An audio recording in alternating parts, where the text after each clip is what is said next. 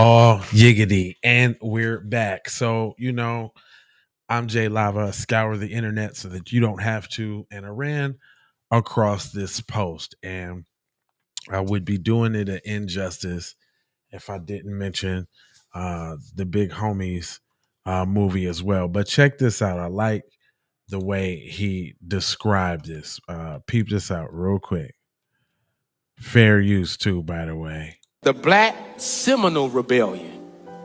It started in 1835 and lasted until 1842. 7 years for those of you doing the math. The Black Seminole Rebellion started with slaves in the South rebelling against their masters and rebelling against their keepers. And of course, they were killing their slave masters as they traveled south, picking up more people along the way. The U.S. government, being made aware of this, began to pursue those enslaved, now fighting for their own freedom, people. These enslaved people fighting for their freedom and rebellion had a plan to make their way down to Florida trying to escape. When they got to Florida, they linked up with the Seminole Indians in Florida. The Seminole Indians in Florida and these formerly enslaved people combined to fight against the American government for 7 years. For 7 years, the American military could not conquer these two groups of people. Once it became apparent that this was a stalemate, these are former slaves and some of these Seminole Indians decided that the best thing they could do was make their way to Mexico where they will be freed. So they fought their way to Mexico, and even after Mexico, y'all know how America is, they couldn't take a loss. But they still couldn't defeat these formerly enslaved people. So the American government and these formerly enslaved people came to an agreement that they'd stay in Mexico and not come back and lead a rebellion, and that the American government will leave them alone. And the document that they signed in order to seal this became one of the foundation documents of another document that will come a few years later called the Emancipation Proclamation. This is our history. This is our story. This is our song. So, with that being said, I would be doing y'all a great injustice if I don't mention Mr.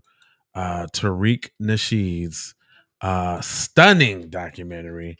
You can go catch. I put the link in the description for y'all to go to American-Maroon.com to check it out. But man, because I seen it.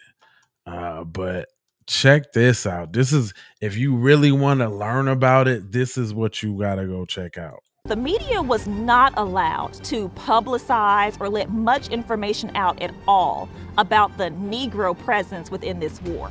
However, there was a letter that was discovered from then General Andrew Jackson describing the First Seminole War as a quote-unquote savage and Negro war. The interesting thing about the Black Seminole War was the white media was not allowed to print stories about black people beating the U.S. government the way they were beating them. They didn't want this information to go out because that information would spread. If black people heard about these black folks down in Florida putting in this work and killing all of these white people, that would kind of get everybody else hyped. So they didn't want that information to get out there. They would charge people with sedition if you printed stories about the Black Seminoles and the Black Maroons participating in this war. So they've always had to frame the war as an Indian war, because it's easier to say that we're getting beat by Indians than to say there's these Negroes that's really giving us the business. But Andrew Jackson would write it in a letter, which is in the Library of Congress. He said, y'all sent me down there to fight Indians, and all I was fighting is niggas. This is record. So they understood, but if they would say they were fighting Africans or black folks, what would that do to the morale of the people they still had on the plantations enslaved? The media. Man, listen. Notice how none of this type of history is ever spoke about. We don't learn about this, but you got to read Anne Frank though. You got to read Maniac McGee. Like It's crazy, man. How the system is set up for you not to know what's going on. But again, first of all, hit the like button, subscribe if you appreciate Black history. Second of all, look in the description. There is a hyperlink right to, uh, excuse me, right to the movie where you can go watch Mr. Tariq's masterpiece, American Maroon, at american-maroon.com. Also, don't forget to go get one of these, though. You see that? Man, you better say it with your chest. Here, let me make it really easy for you.